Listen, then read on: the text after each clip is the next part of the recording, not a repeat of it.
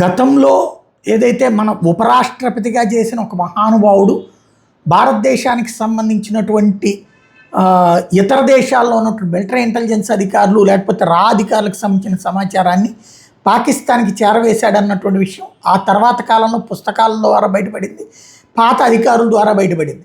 ఇలాంటి 3 సార్లు ఈ దేశంకి సంబంధించినటువంటి నిఘా వర్గాలు అలా ప్రాణాలు కోల్పోయింది. అయితే ఇప్పుడు తాజాగా ఇంకొక అంశం వెలుగులోకి వచ్చింది.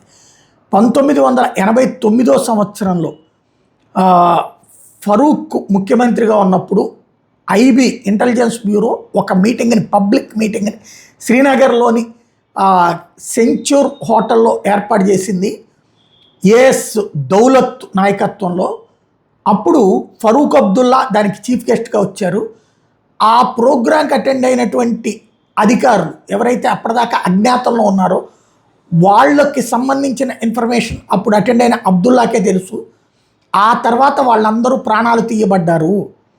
అనేక మంది అలాగా రహస్యంగా అంతవరకు కార్యకలాపాలు నిర్వహించిన దురంధరులు ప్రాణాలు కోల్పోయారన్నటువంటి విషయాన్ని ఇప్పుడు తాజాగా చెప్పుకొస్తున్నారు అప్పుడు ఉన్నటువంటి అధికారులు.